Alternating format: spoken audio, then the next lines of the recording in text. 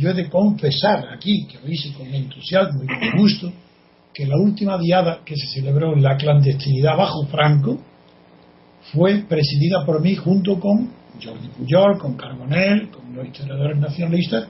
Yo me desplacé, invitado por ellos, a Barcelona para ponerme al frente, junto con ellos, de la celebración de la diada. Bueno, para comprender que no hay ninguna incoherencia entre mi actitud del año 76, sí, y mi actitud actual, es de enseguida establecer la diferencia abismal que existe entre los actos culturales y los actos políticos, entre los mitos culturales y los mitos políticos. Por eso voy a empezar diciendo por qué el 13 de septiembre. ¿Qué se celebra el 13 de septiembre? El 11 de septiembre. En primer lugar, no se celebra nada que fuera real ni histórico, porque el 11 de septiembre no ocurrió nada, ocurrió el 12 de septiembre, que fue la pérdida, la derrota de los partidarios de la Casa de Austria, de don Carlos, del archiduque, la pérdida, pero no de la pérdida de los catalanes, la pérdida de los catalanes y castellanos y todos los que estaban combatiendo a favor de Felipe V. Pues ahí perdieron, ganó Felipe V, apoyado, igual que estaba el otro, por españoles, catalanes, igual, si todos eran españoles. La lucha era entre dos candidatos al trono. Uno, por primera vez en España, un Borbón, nieto de Luis XIV, que lo propuso Luis XIV por algo que era muy conocido entre los analistas diplomáticos de su tiempo. Luis XIV estaba obsesionado con no estar, que Francia no estuviera cercada por el imperio austriaco, el imperio de los Habsburgo. Y para eso, a la muerte, cuando se quedó sin descendiente directo al trono, el trono de España, por eso propuso inmediatamente a su nieto Felipe V, duque de Anjou, para que Francia no quedara aislada. Y como es natural, la potencia europea rival de Francia propuso su propio candidato, que al menos pertenecía a la misma tradición de Carlos V y de Austria, de Felipe. Era la casa de Austria, no era descendiente del último rey español, pero sí era de la casa de Austria. Hubo una guerra que se llamó Guerra de Sucesión, donde los españoles, es decir, habitantes de Cataluña, Aragón, Baleares, Valencia, Andalucía, sostuvieron una guerra civil donde un bando proponía al rey don Carlos, que perdió la guerra, y otro proponía a Felipe V, que la ganó. Entonces lo que se celebra en el día 11, falsamente, porque el hecho ocurrió el día 12, lo que se celebra es una derrota del candidato que fue derrotado. Celebran la derrota de un candidato, no la derrota de los catalanes. Es verdad que mayor proporción de partidarios de don Carlos, había una proporción mayor de catalanes que con relación a castellanos, y también por eso las guerras carlistas del siglo, 2 siglos después, y el carlismo tienen unos antecedentes mucho más fuertes en Cataluña que en el resto de España, salvo en las provincias vascas y Navarra, porque hay una tradición allí que ese carlismo viene unido a los fueros, a la tradición, a la historia. En cambio, con los franceses con Borbón se liga la tradición española de las mayores aperturas, centralizaciones administrativas, mayor liberalismo. Desde luego, sin duda ninguna, mayor liberalismo que frente al carlismo, eso no hay duda. Bien, luego empecemos por un lado, que se celebra una derrota, que no se celebra el día que corresponde, que eso fue una ocurrencia, se le ocurrió en la primera década del siglo XX, en los años entre 1900 y 1910. Ahí se ocurrió a historiadores catalanistas y forofos de Cataluña, inventaron ya la historia del 11 de septiembre y quisieron conmemorarlo con una diada. Hoy hay un artículo en El Mundo de un historiador, Henry Kamen, y británico, que narra muy bien, para quien quiera leerlo, esta falsedad histórica de la diada. Y está diciendo lo que yo resumo y sabía, no me enseña nada, pero lo dice y recoge muy bien. Pero para comprender la contradicción aparente que supone en mi conducta personal apoyar en la clandestinidad a la diada y hoy estar a favor de la diada como acto cultural, no como acto político. Frente a Franco era natural que todos los antifranquistas apoyáramos la diada, porque en la diada había una cultura anterior a Franco que no quería morir, que era pues la lengua catalana, la cultura catalana, la admiración y respeto por Cataluña, cosa que el centralismo de Franco no permitía y reprimía, no tanto como ahora reprime el Artur Mas y la Generalitat, todo lo que sea español y no catalán, pero con Franco había represión contra las manifestaciones de la cultura catalana y contra eso yo manifesté y estaba orgulloso de estar al lado de amigos míos catalanes presidiendo la última diada en la clandestinidad. Pero ahora esa ha sido deformado y ha sido deformado porque se ha convertido la diada y la que celebra la diada en un mito. Ya no se celebra, la diada no conmemora una derrota, lo que conmemora es el nacimiento del sentimiento catalán como sentimiento nacional, y eso es rotundamente falso, no tiene antecedente ninguno en todos los siglos anteriores. Eso es una cosa nueva, creada por pequeños burgueses historiadores de la primera mitad de la primera década del siglo XX, pero es falso. Pero en cambio, eso no quiere decir que yo desconozca la función de los mitos. Casi todos los mitos son en parte falsos y en parte verdaderos, porque los mitos exageran una parte de la realidad, pero ningún mito inventa una realidad que no ha existido. Voy a poner dos ejemplos. El mito de Estados Unidos, el 4 de julio, como todo el mundo se sabe. ¿Por qué? Porque se celebra la victoria, la independencia de Estados Unidos. Eso es un hecho real. Y como es real, no es ideológico. Porque lo que es real nunca es ideológico. Lo ideológico es lo que es ideal, que no se ha realizado y que quiera realizarse. ¿Y en qué consiste lo ideológico? Pues en una totalización de lo ideal. En lugar de presentarse como el ideal de una parte de la población, se presenta como el ideal totalitario de una parte de la población, que son los nacionalistas. Entonces, por eso es, no solamente digo y repito, y he puesto en mi libro, que en todo nacionalismo hay un germen del totalitarismo, no solo eso, sino que Vargas Llosa, ahora acabo de leer ayer, que hablaba de que el mito supone un regreso a la tribu. No sabe bien él la razón que tiene, porque él es un hombre inteligente, es un hombre culto, es un escritor, pero no es un experto en política. La prueba es el ridículo que hizo en Perú cuando se presentó de candidato. Él no sabe, pero sí acierta cuando ha dicho que el nacionalismo, por pequeño que sea, es un regreso a la tribu.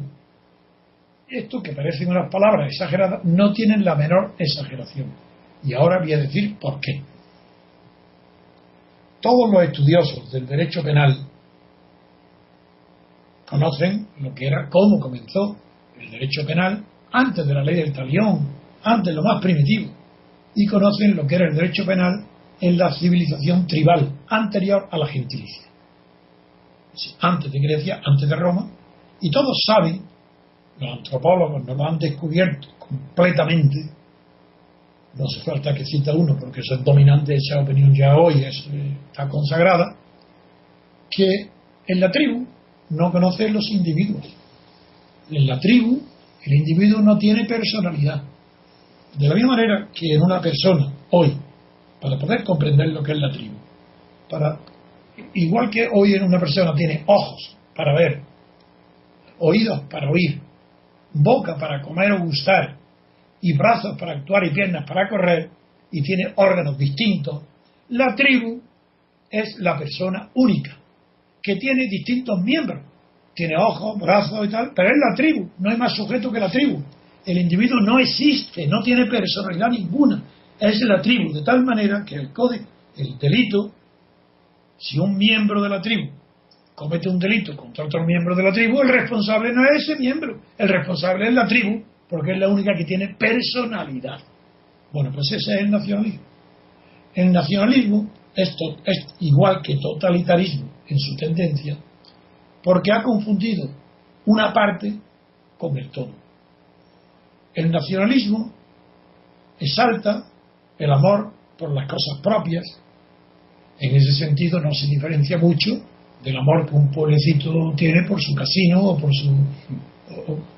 su iglesia, por su parroquia. Entonces esa visión de campanario, cuando afecta a una región que tiene una lengua propia, produce un narcisismo cultural.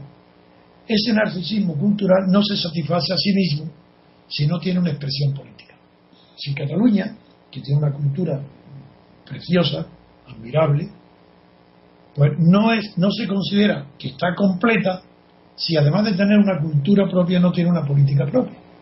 Y como la política es la ciencia del poder, no se trata de que Cataluña puede influir en Madrid o tenga una política en Madrid, no. Hacer ciencia del poder tiene que haber un poder catalán.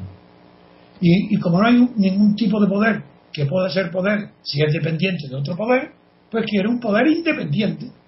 Y eso es pueblo de catetos. Es el payés catalán, es el que traduce esa ambición de transformar la cultura propia en poder político autónomo. Empieza con la autonomía, pero claro, cuando empieza con la autonomía, ya declaré yo en multitud de artículos, en radio, intervenciones, que era una locura hablar de autonomía cultural como hablaban los catalanes. Autonomía cultural, eso no existe. Es más, mejor. Sí, claro que existe. Existe en los indígenas del Amazonas, pueblos de centenares de habitantes o más 1.000, 2.000, 3.000 que se sitúan al margen de la historia porque han conservado y dado su autonomía cultural. ¿Es que acaso no tienen cultura? Claro que la tienen.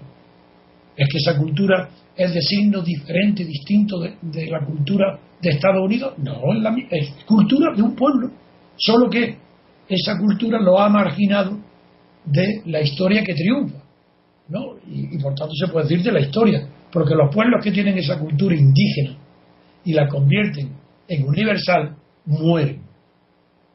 Son las culturas que no mueren, son las que se adaptan a los cambios técnicos de la civilización. Esa es la diferencia entre cultura y civilización. Y los catalanes, al haberle dado a la autonomía una expresión cultural de carácter universal, han catetizado su propio país, el payés, y lo han convertido en folclore. Porque la cultura o es universal o es folclore. Como la universalización de la cultura es mucho más fácil hacerla en el idioma español que en el idioma catalán. ¿Por qué? Porque el idioma español lo hablan más de 500 millones y el idioma catalán pues lo hablan pues 6 millones. ¿No? Pues claro, la cultura, el vehículo cultural más importante es el español. Entonces, toda represión de la enseñanza o limitación de la enseñanza en español en Cataluña es un delito cultural para los catalanes, no para los, como llaman ellos, los castellanos. No, eso es un delito cultural directamente que afecta al porvenir de Cataluña. Cataluña está interesada en la expansión del español por su propia cultura, para difundir su propia cultura. En español lo consigue mejor que en catalán.